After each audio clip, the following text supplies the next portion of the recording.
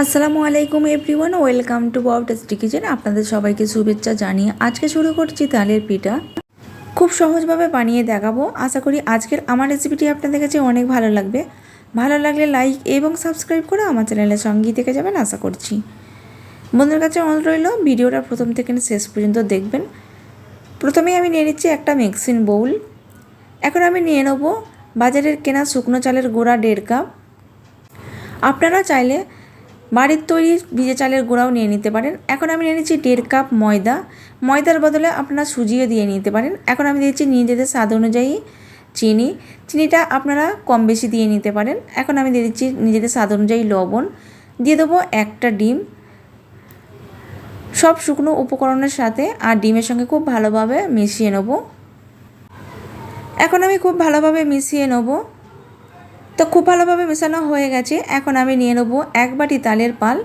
আর এই তালের পালটা লবণ দিয়ে আমি জাল দিয়ে নিয়েছিলাম, জাল দিয়ে ফ্রিজে রেখে দিয়েছিলাম। আমি ফ্রিজ থেকে 15 মিনিট আগে বের করে 1 বাটি নিয়ে নিয়েছি।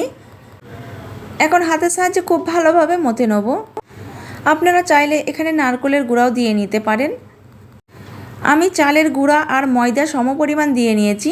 আপনারা চেষ্টা করবেন 2 কাপ চালের গুঁড়া অনুযায়ী 1 কাপ ময়দা দিয়ে নেবেন। তাহলে কি হবে, এই পিঠাটা উপরটা মুচমুচে হবে আর ভিতরটা নরম হবে। আমি হালকা গরম পানি নিয়ে নিয়েছি আর একটু একটু পানি দিয়ে এই ডোটাকে পাতলা একটা ব্যাটার তৈরি করে নেব। তো এইরকম একটা পাতলা ব্যাটার তৈরি করে নিতে হবে। আমার হাতের কাছে চালের গুঁড়া বেশি পরিমাণ ছিল না, সে কারণে দিতে পারলাম না। এখন আমি 1 থেকে 2 ঘন্টার জন্য রেস্টে রাখবো। যদি শুকনো চালের গুঁড়া দিয়ে করা হয় তাহলে 2 ঘন্টার জন্য রেস্টে রাখবেন। এখন আমি 2 ঘন্টা পর ফিরে এলাম। এখন আমি ঢাকনাটা উঠিয়ে নিয়ে টেবিল টিস্পুনের সাহায্যে আমি খুব ভালোভাবে ফেটিয়ে নেব। তো আমি 3 থেকে 4 মিনিট খুব ভালোভাবে ফেটিয়ে নেব। যত ভালোভাবে ফেটানো হবে তত এই পিঠাটা বলের মতন ফুলবে আর ভিতরটা নরম হবে, উপরটা মুচমুচে হবে। আমি 5 মিনিট ফেটিয়ে নিয়েছি। ব্যাটারটা ঠিক এইরকম হবে, খুব পাতলাও না আর খুব ঘনও না। তো দেখতেই পেয়েছেন। এখন আমি ভাজতে চলে যাব। এর জন্য চুলায় আমি আগেই তেল বসিয়ে দিয়েছি আর এইরকম একটা টিফিনের ঢাকনা নিয়েছি। এখন টিফিনের ঢাকনাটা এই তেলের মধ্যে দিয়ে টিফিনের ঢাকনাটা খুব ভালোভাবে গরম করে নেব। এখন টিফিনের ঢাকনাটা খুব ভালোভাবে গরম হয়ে গেছে। এখন আমি 1 হাতা ব্যাটার এই টিফিনের ঢাকনার মধ্যে নিয়ে নেব। নেওয়ার পরে ঠিক এই রকম করে একটু ঝাঁকিয়ে নিতে হবে। তো এরকম ঝাঁকিয়ে নেওয়ার পরে আর তেলের মধ্যে দিয়ে ছেড়ে দেবো।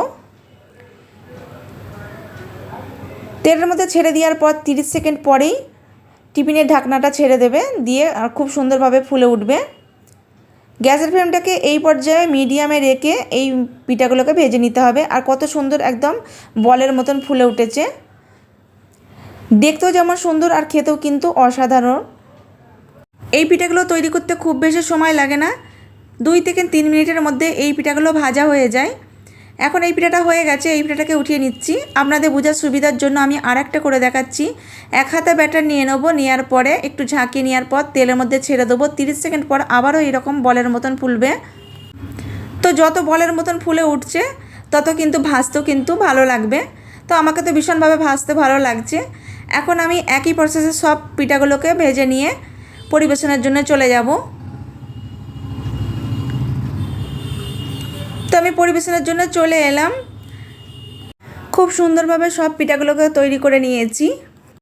আর এই পিঠাগুলো যদি আপনারা নরম খেতে চান তাহলে চালের গুঁড়া আর ময়দা সমপরিমাণ দিয়ে নেবেন। আর যদি মুচমুচে খেতে চান তাহলে 2 কাপ চালের গুঁড়া অনুযায়ী 1 কাপ ময়দা দিয়ে নেবেন। এই পিঠাগুলো দেখতেও যেমন সুন্দর আর খেতেও কিন্তু অসাধারণ। আমার রেসিপিটি ফলো করে বাড়িতে ট্রাই করে দেখবেন। প্রত্যেকটা পিঠা এই রকম বলের মতন ফুলবে আর ভিতরটা জালিদার হবে আর খেতেও কিন্তু অনেক মজাদার হবে। আজকের আমার রেসিপিটি ভালো লাগলে কমেন্ট করতে অবশ্যই ভুলবেন না। লাইক এবং সাবস্ক্রাইব করে আমার চ্যানেলের সঙ্গেই থেকে যাবেন। পাশে থাকা বেল বাটনটি অন করে রাখবেন, এতে করে ভিডিও ছাড়া মাত্রই আপনার ফোনে নোটিফিকেশনটি চলে যাবে। ভিডিওটা যে যেখান থেকে নিয়ে দেখছেন অসংখ্য ধন্যবাদ। সবাই ভালো থাকবেন, সুস্থ থাকবেন আর আমাদের সবার জন্য দোয়া করবেন। বরাবর মতন এখানেই শেষ করলাম। আল্লাহ হাফেজ।